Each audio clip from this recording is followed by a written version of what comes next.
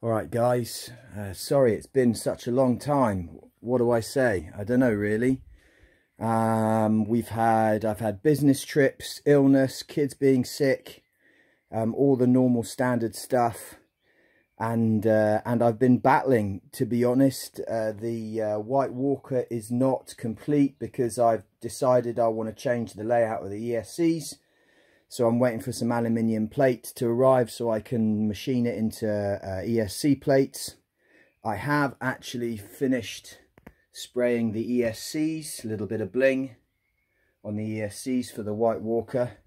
And I also sprayed these older wheels and put some nearly new Uber RC belted tyres on. So got some new wheels on this one as well. Anyway, man, the battles, ching. So this is the 45 full mod Gibbs Performance in Portsmouth.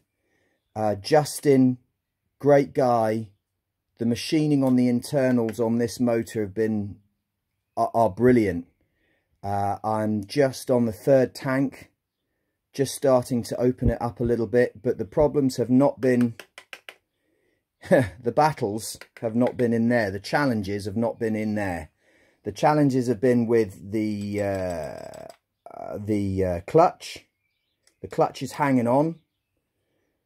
I've put all sorts of different clutches in there. I've put Roven. It's now got a Roven double spring clutch in there that it threw yesterday already. So I put it back in with a bit more Loctite on the center bolt, and we'll see what happens. I mean, it just the clutch seized yesterday. I opened it up, didn't look like anything had gone wrong apart from it had come undone. But the clutch holds on to the revs, so only over a certain revs you rev it up nice and high, and then for the first, I don't know, 2 seconds of deceleration, the revs seem to hold on, so the clutch, I think, is holding on, keeping the revs of the engine up, and then it lets go. So any comments on what I'm doing wrong there? I've checked the spacers behind the clutch, I've checked the washers, you know, all of that kind of good stuff. I've really done already. So maybe there's a reason why the motor is holding on. We also had an air leak in here, so I bought this new Roven alloy air intake stack, thinking that would just fix it and put the original gaskets back on. It really didn't. So I've just finished testing it on idle here because it was pretty obvious that it had an air leak. So what I've had to do is I've had to put a silicone gasket in there and build my own gasket in here out of some cardboardy type material that Jason at Gibbs Performance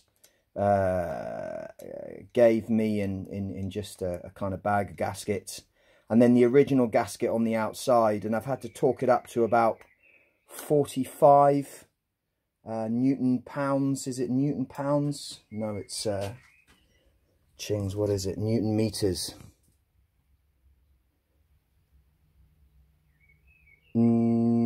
It's just, I just torqued it up by hand on the top of that. So it's about 40 Newton meters worth of torque gone into these bolts, which is about as far as I would go anyway, which was interesting with my own hands, torquing up. So it seems to have fixed it for now. I got it reasonably warm at idle at the front of the garage. It's raining outside, otherwise I'd take it for a blast. But you know, I'm kind of condensing the last few weeks. You know, when you're working hard, you only get a few hours maximum a week to put into this stuff. So everything else is working well. It's just been this clutch and this blinking airlock. But the power it's producing is good.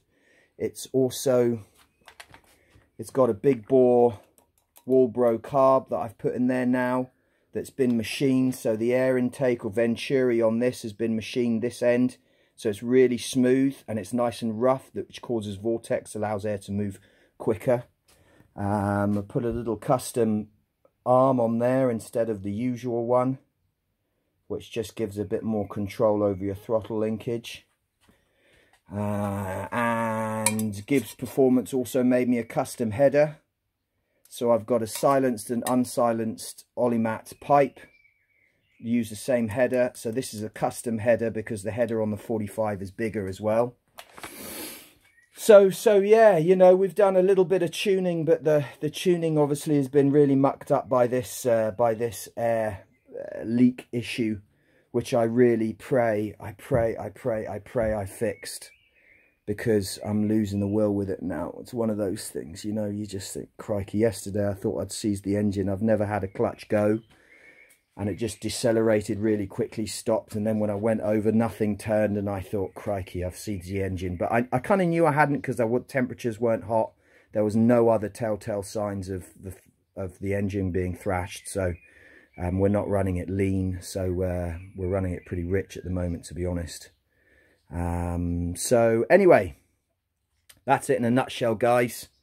That is hopefully going to be ready by the end of next week. This, as soon as the sun comes out and it stops raining, we'll go out and get a decent bash. I hope I can trust it enough to drive to a bash spot. I now have to drive to a bash spot because my local bash spot is a cow field, as you guys know, and it's now overgrown with grass, ready for the cows to go in and mow it down. So there's a bash spot that I've seen, which is a couple of football fields that seem to get mowed every now and again.